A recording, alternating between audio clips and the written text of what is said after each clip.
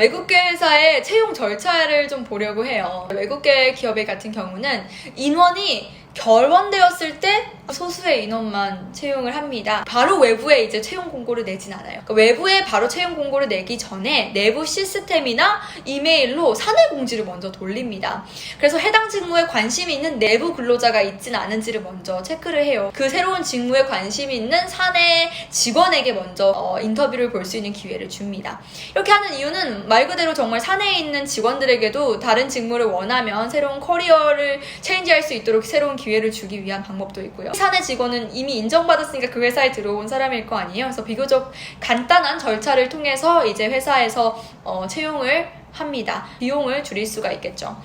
그 다음은 이제 직원 추천 제도예요. 재직 중인 임직원이 자기 주변 지인들한테 알려주는 거죠. 그 주변 지인이 직무에 관심이 있고 또 이 임직원이 봤을 때도 이 사람이 그 직무를 잘할 것 같아.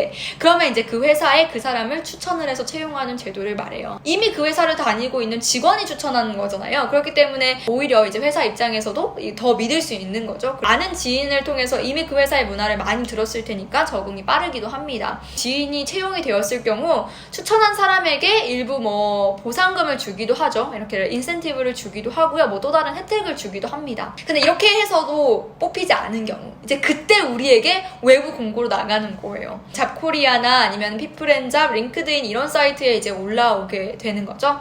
자, 이렇게 공고가 나면은요, 맨 처음에 이제 구직자가 지원서를 접수를 합니다. 그 다음 보통 이제 서류 이렇게 레주메나 커버레터를 내고, 그 다음에 HR 선에서 이제 면접이 있어요. 근데 보통 폰 스크리닝이라고 전화로 많이 HR 팀이 거르기도 하고요. 그 다음에 이제 실무 면접이 있고요. 임원 인터뷰가 이어집니다. 오퍼가 들어가게 되면은 최종 입사를 하게 되는 거죠. 그래서 외국계 회사 같은 경우는 공채가 아니고 수시 채용이기 때문에 시킹 사이트들을 굉장히 자주 확인하는 게 중요하고요. CV와 레주메 같은 경우는 언제 나에게 맞는 직무가 올라올지 모르기 때문에 항상 제대로 준비해 주시는 게 너무 중요합니다. 지원 추천 제도 같은 경우는 말 그대로 제 지인이 저를 추천해 주는 거잖아요. 관심 있는 외국 회사에 있는 직인들을 많이 알아두는 게 또 중요하겠죠. 일반적으로 HR 면접 같은 경우는 실무에 대해서 구체적인 걸 물어보진 않아요. 다만 이 회사의 조직 문화나 그 업무 수행을 잘 할 수 있는 성격을 가졌는지 약간 이 정도만 봅니다. 이후에서 이제 실무 부서에서는 정말 그 사람이 이 실무를 잘 할 수 있는지 실무 능력을 평가하게 되는 거죠. 해외에 매번 갈 수 없으니까 주로 스카이프나 줌과 같은 이런 화상회의 툴을 통해서 면접이 이루어지기도 합니다. 해외 담당자가 한국에 있을 때 면접을 보는 경우도 있고요. 그 다음 마지막 면접이 임원이나 사장님 면접이 있을 수 있어요. 다만 이제 신입사원 같은 경우 임원이나 사장님 면접이 일부 제외되기도 해요. 정말 실무단에서 면접이 끝나기도 합니다. 외국계 회사에서 왜 신입을 잘 뽑지 않는지 그 이유에 대해서 조금 소개해 드리려고 합니다. 일반적으로 한국에 들어온 외국 회사 같은 경우는 목적이 하나예요. 한국 지사에서 정말 많은 돈을 벌기 위해 한국에 들어온 이유가 가장 큽니다. 한국 회사 같은 경우는 인재 양성을 목적으로 대규모 채용을 하는 경우가 많잖아요. 상반기든 하반기든. 외국 회사 같은 경우는 단순히 목적이 사실은 한국 지사에서 돈을 많이 벌기 위한 목적이기 때문에 대규모 채용을 하지 않아요. 그리고 꼭 필요한 사람들만 그만큼의 헤드카운트만 열어서 채용을 진행합니다. 숙련이 필요 없는 직무들 있잖아요. 그런 직무들 같은 경우는 일반적으로 파견직이나 계약직을 통해서 채용을 하게 돼요.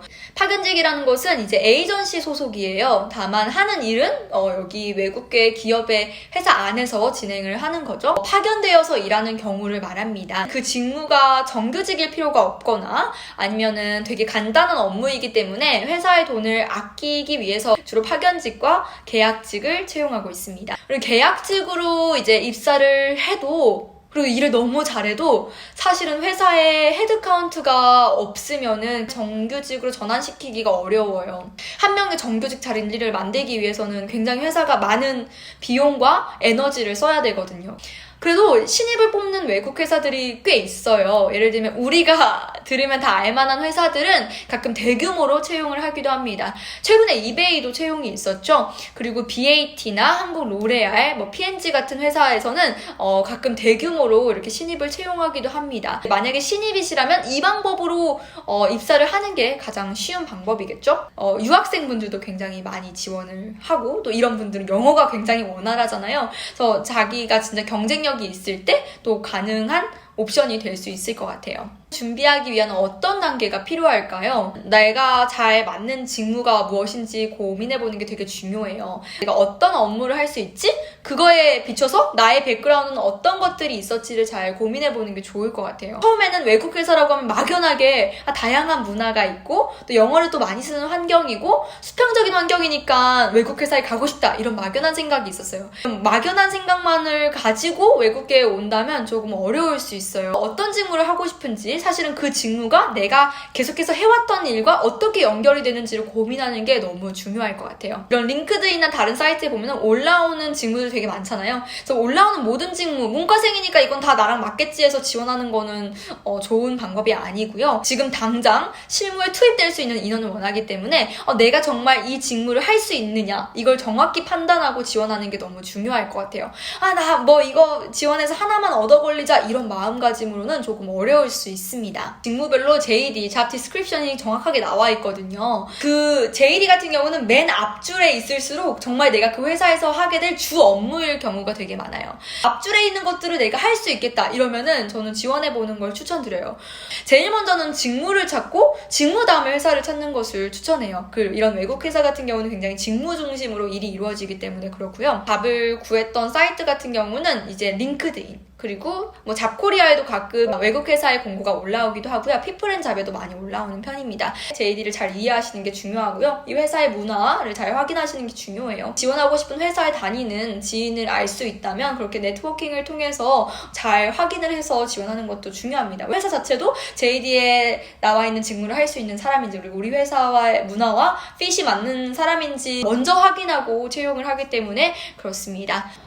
네, 다음은 제가 막상 외국 회사를 다녀보니까 느꼈던 외국 회사의 장단점입니다. 역할과 책임이 굉장히 명확합니다. 이게 R&R이라고 하죠. 명확하게 나눠져 있다 보니까 나의 일에 대해서는 크게 다른 사람들이 신경을 쓰지 않아요. 당연히 대신 해주지도 않고요. 자기 일을 열심히 하고 잘 하면은 내가 그만큼 나의 업무의 범위도 많이 넓힐 수 있는 거예요. 이제 정말 저처럼 경력이 얼마 없는 주니어에게는 좀 어려울 수가 있어요. 내가 해야 되는 일이기 때문에 누구 하나 사실 도와주는 사람이 없을 수가 있거든요. 모든 실무를 혼자서 처리해야 되는 일들이 많을 수도 있기 때문에 사실은 그런 점에서는 조금 어려울 수가 있습니다. 저는 사실 조금 어려웠던 것 같아요. 초반에 적응하기가. 그리고 뭐 장점이라고 하면 또 자유로운 분위기가 있겠죠. 길게 여행을 다녀온다던가 재택근무를 한다던가 업무 시간을 내가 스스로 정해서 할 수 있다는 점 이런 거는 외국 회사의 장점으로 볼 수가 있어요. 전 세계적으로 사실 지사가 동일한 정책을 쓰잖아요. 그래서 그런 점도 장점이 될 수 있지만 또 단점이 될 수도 있어요. 예를 들면 내가 회사에 어떤 일부 비용을 지원을 받아야 되는데 그 비용이 굉장히 오래 걸릴 수도 있는 거고 그래서 이런 정책이 있을 것 같고요. 단점은 아무래도 조금 한국인들끼리만 일하는 것보다는 의사소통 문제가 있을 수 있겠죠. 왜냐면 각 나라의 다른 인재들이 모인 곳이다 보니까 조금 더 언어의 문제가 있을 수도 있고요. 물론 영어를 완벽하게 하시는 분들 다르겠지만 저 같은 경우는 영어가 완벽한 편은 아니다 보니까 제가 말하고 싶은 바를 좀 명확하게 전달하는 게 한국인과 소통하는 것보다는 조금 어려웠던 것 같아요. 코비드 팬데믹 때 되게 많은 채용들이 중간에 막혔다고 해요. 그러니까 이처럼 갑자기 진행되던 채용이 위에 본사에서 다 막으세요 이러면은 전부 다 막히는 경우가 생길 수도 있어요. 고용 안정성 당연히 없고요. 정규직도 언제든 잘릴 수 있는 환경이거든요. 그러니까 되게 그런 고용 안정성이 한국보단 적다 보니까 그런 점들이 좀 있을 수 있을 것 같아요. 계약직이나 파견직 그런 거를 추천하시나요? 이렇게 말씀해 주시는데 사실은 그 기회가 내 직무 경험과 직접적으로 연결을 만들 수 있어서 그 직무 경험에 내 다음 커리어에 지원을 했을 때 교두보와 같은 역할을 할 수 있다면 저는 반드시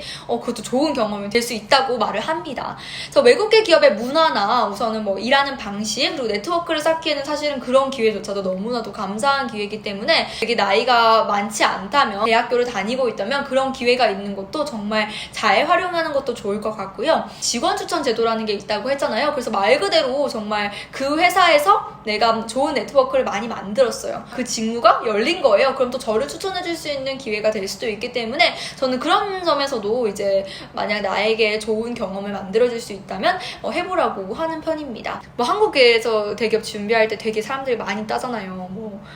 저 같은 경우만 해도 뭐 진짜 토익 스피킹, 뭐 오픽, 험할, 뭐 한국사 정말 다 땄었거든요. 당연히 레주메에 적을 수 있긴 하지만 어차피 영어로 그렇게 소통이 되냐 안 되냐는 이미 영어 면접에서 다 걸러지기 때문에 그런 점수가 크게 유의미하지 않아요. 레주메를 제출하기 전에 그런 시험을 당장 막 앞두고 준비해야 되는지는 좀 큰 의미는 없는 것 같아요. 오히려 진짜 비즈니스 영어나 아니면은 비즈니스 관련된 컨텐츠들도 되게 많잖아요. 넷플릭스만 해도 회사에서 일하는 환경을 다루는 뭐 그런 되게 좋은 컨텐츠들도 많으니까 그런 걸 찾아보면서 또 하면 좋을 것 같아요. 저 같은 경우는 싱가포르 소셜이라는 넷플릭스 컨텐츠도 되게 싱가포르 오기 전에 많이 봤어요. 싱가포르 사람들이 어떻게 일을 하고 또 싱가포르의 제 나이 또래 사람들이 어떻게 생활하는지를 되게 명확히 볼 수 있는 컨텐츠였거든요. 그래서 그런 것도 잘 참고해 보시면 좋을 것 같습니다. 오늘 여기까지고요. 제가 또 다음 컨텐츠로 더 재미있고 유익한 컨텐츠로 만들어 보겠습니다.